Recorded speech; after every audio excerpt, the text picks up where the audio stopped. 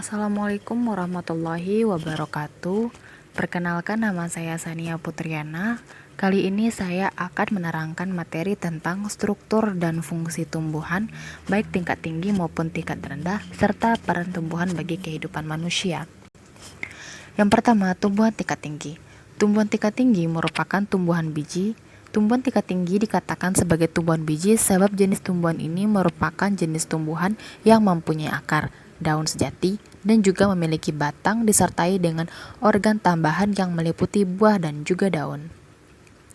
Tumbuhan biji juga sering dikenal dengan tumbuhan berbunga. Bunga yang terdapat pada tumbuhan merupakan alat reproduksi atau juga sering disebut dengan alat perkawinan bagi tumbuhan. Tumbuhan berbiji ini dibagi menjadi dua golongan, yaitu tumbuhan yang berbiji terbuka atau yang sering disebut dengan gimnospermae, dan juga ada pula tumbuhan biji tertutup atau yang sering disebut dengan istilah angiospermae.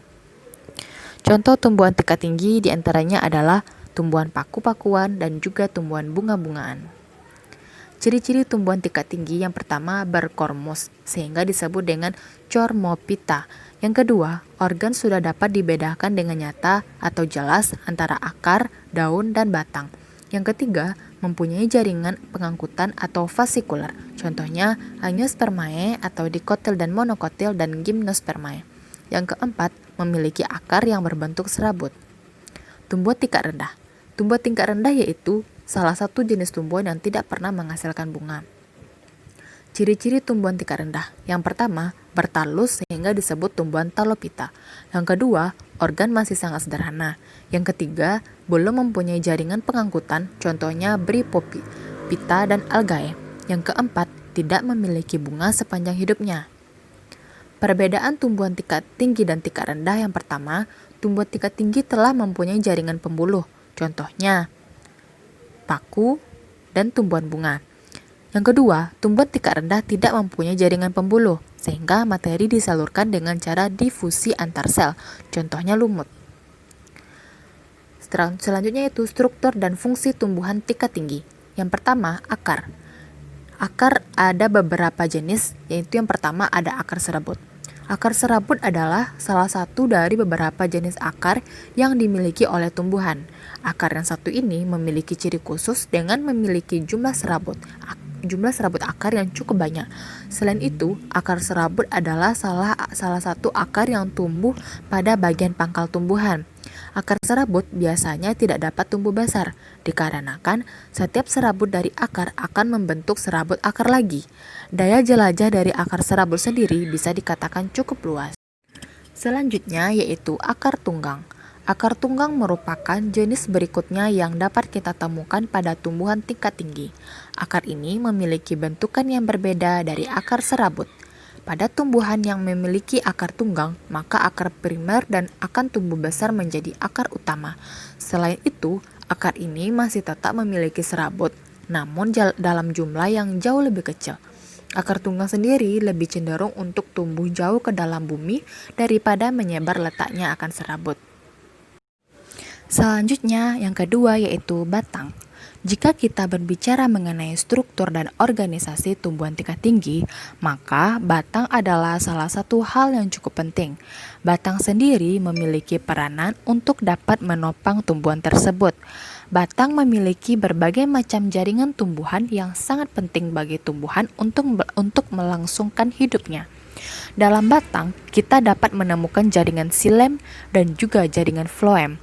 Kedua jaringan tersebut sangat penting dalam proses penyebaran berbagai macam zat penting yang dibutuhkan oleh tumbuhan. Selain itu, dalam batang dari tumbuhan juga memiliki hormon pertumbuhan dari tumbuhan. Pada beberapa jenis tumbuhan memiliki ciri khusus yang membuatnya berbeda dari yang lain. Ada beberapa golongan tumbuhan yang memiliki organ tumbuhan khusus yaitu kambium. Organ inilah yang kemudian dapat membentuk kayu. Selanjutnya yaitu daun. Struktur terakhir yang tak kalah pentingnya adalah keberadaan dari daun itu sendiri. Fungsi daun bagi tumbuhan itu sendiri sangat banyak sekali.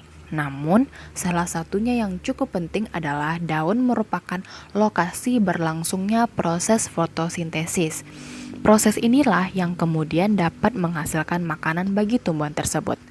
Selain berfungsi sebagai lokasi fotosintesis, daun juga merupakan tempat respirasi bagi tumbuhan melalui stomata. Selain memiliki struktur yang dapat kita temukan di atas, tumbuhan tingkat tinggi sendiri memiliki beberapa bagian lain yang tak kalah pentingnya. Bagian ini adalah jaringan dari tumbuhan itu sendiri. Setiap jaringan yang ada pada tumbuhan mampu menjadi faktor yang mempengaruhi pertumbuhan dan perkembangan tanaman. Sebut saja beberapa jenis jaringan tumbuhan seperti meristem apikal yang berpengaruh dalam pembuatan sel-sel baru bagi tumbuhan. Selanjutnya, struktur dan fungsi tumbuhan tingkat rendah. Tumbuhan tingkat rendah merupakan kelompok tumbuhan yang struktur tubuhnya sederhana. Sebagian tumbuhan tingkat rendah ada yang memiliki organ seperti batang, akar, dan daun, namun bukan merupakan organ sejati. Tumbuhan yang tidak memiliki bunga dan jaringan pembuluh bukan termasuk organ sejati. Selanjutnya yaitu peran tumbuhan bagi kehidupan manusia. Yang pertama, sebagai sumber makanan. Tanaman padi menjadi sumber bahan makanan pokok di Indonesia. Biji padi berupa gabah diolah menjadi beras yang kemudian dimasak menjadi nasi, lontong, atau makanan lainnya. Selain makanan pokok, buah-buahan dan sayur-sayuran dari tanaman juga merupakan makanan yang penting dan merupakan sumber gizi serta nutrisi lainnya. Peran yang kedua yaitu sumber serat untuk sandang. Hasil tanaman dapat diolah untuk menjadi bahan pakaian yang digunakan sehari-hari. Misalnya, kapas yang digunakan untuk bahan dasar berbagai kain, kapuk yang digunakan sebagai pengganti kapas, dan getah karet yang digunakan untuk berbagai sandang berbahan karet seperti sepatu boot. Yang ketiga, bahan obat-obatan. Tanaman di sekitar kita banyak yang dapat diolah sebagai obat untuk menyembuhkan berbagai penyakit. Misalnya adalah tanaman kina yang kulit batangnya dapat diolah menjadi obat malaria. Peran yang keempat yaitu sumber bahan bakar. Tanaman dapat diolah sebagai sumber bahan bakar alternatif untuk menggantikan bahan bakar minyak. Contohnya adalah biodiesel yang diolah dari gula tebu dan dapat digunakan untuk bahan bakar kendaraan. Peran yang kelima yaitu sumber oksigen. Tanaman berfungsi menghasilkan oksigen yang terbentuk dari proses fotosintesis tanaman. Oksigen ini sangat penting karena diperlukan dalam pernafasan manusia dan menjaga kualitas udara. Selanjutnya yaitu struktur dan fungsi tubuh hewan baik tingkat tinggi maupun tingkat rendah dan peran hewan bagi manusia. Yang pertama yaitu jaringan. Ada jaringan epitel. Ciri-ciri umum jaringan epitel ini antara lain yang pertama, sel-sel penyusunnya saling berikatan erat sehingga membentuk lapisan sel. Yang kedua, bentuk sel dan bentuk inti bervariasi. Yang ketiga, mempunyai lamina basalis. Yang keempat, mempunyai permukaan sel yang disesuaikan dengan fungsinya. Yang kedua, jaringan ikat atau konektif. Dalam jaringan ikat terdapat serabut kolagen, elastik, dan retikulum. Sel-sel yang terdapat pada jaringan ikat antara lain fibroblast, makrofag, sel mas, sel plasma, sel adipose, dan leukosit. Jaringan pengikat dengan sifat khusus terdiri dari jaringan adiposa, jaringan elastik, jaringan hematobiotik, dan jaringan mukosa. Selanjutnya yaitu jaringan otot. Jaringan otot terbagi menjadi 3, ada otot rangka, otot jantung, dan otot polos. Selanjutnya yaitu jaringan saraf. Jaringan saraf merupakan jaringan khusus yang membangun sistem saraf. Pada hewan vertebrata, jaringan saraf didistribusikan ke seluruh tubuh sebagai suatu jaringan komunikasi yang terpadu.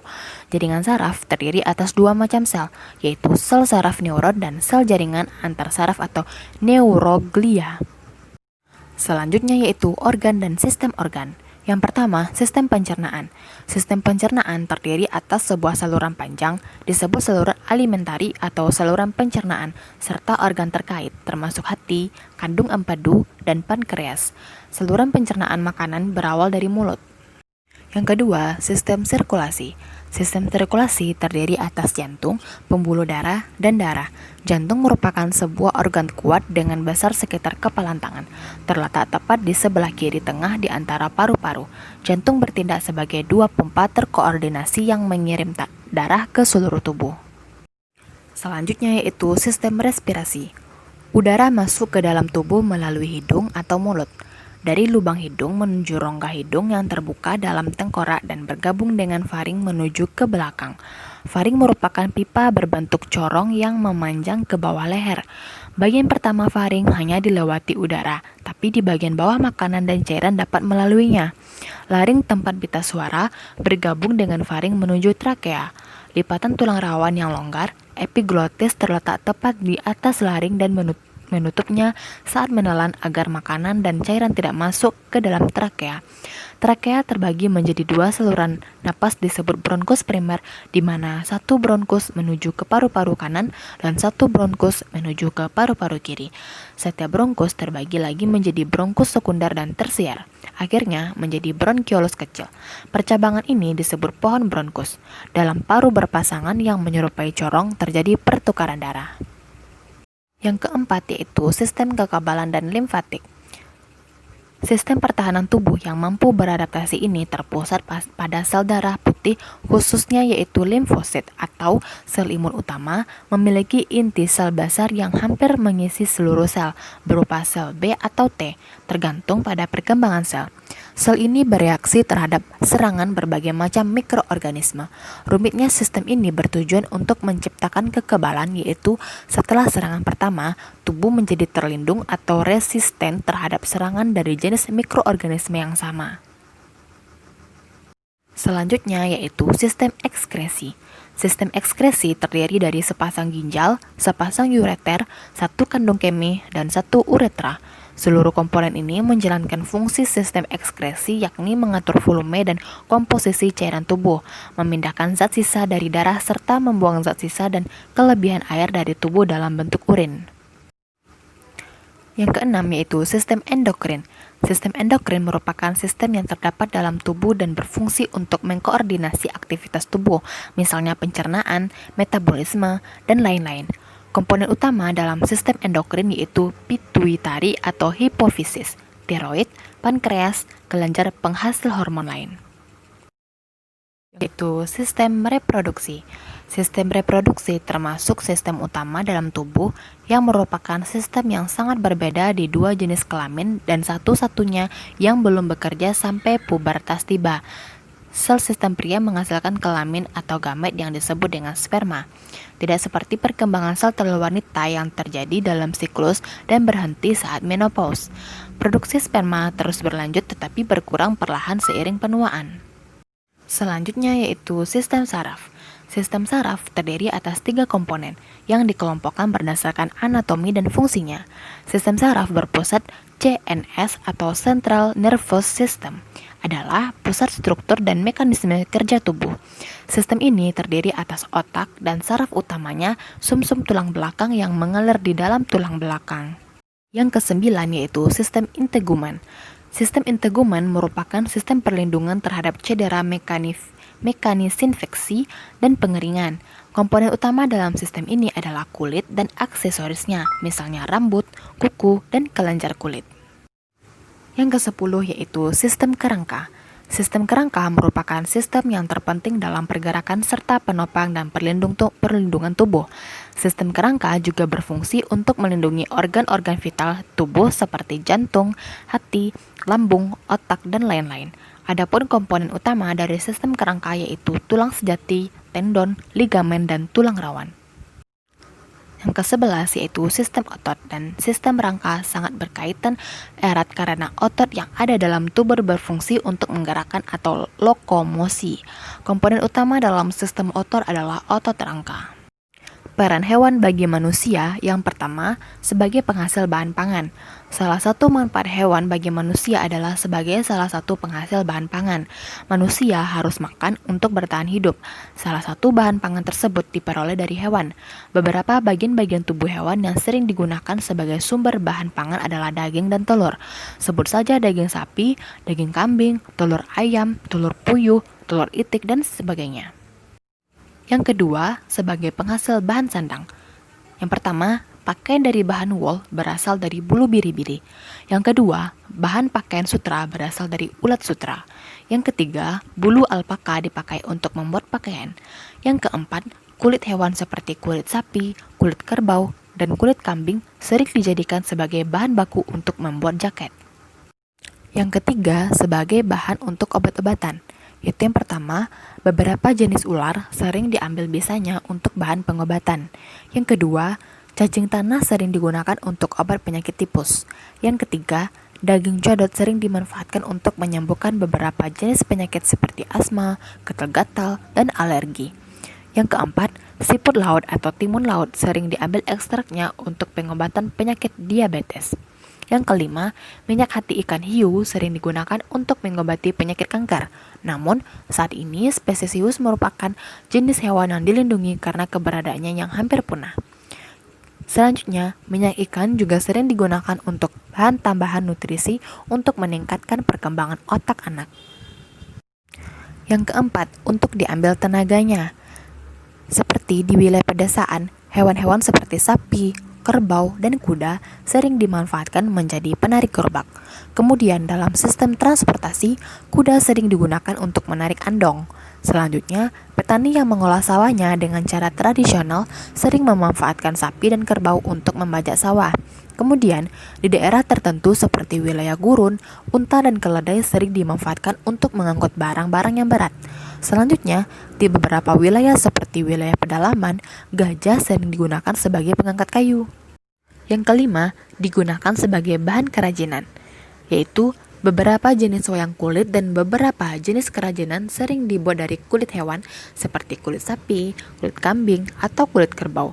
Beberapa jenis hiasan dinding sering dibuat dari tanduk kerbau dan tanduk rusa. Kemudian, beberapa jenis tas, sepatu, ikat pinggang, dan lain sebagainya sering dibuat dari kulit ular dan kulit buaya. Kemudian, cangkang kerang laut sering dimanfaatkan untuk bahan baku hiasan. Nah, itulah materi tentang struktur dan fungsi tumbuhan, baik tingkat tinggi maupun tingkat rendah, peran tumbuhan bagi kehidupan manusia, struktur dan fungsi tubuh hewan, baik tingkat tinggi maupun tingkat rendah, serta peran hewan bagi kehidupan manusia. Semoga bermanfaat. Assalamualaikum warahmatullahi wabarakatuh.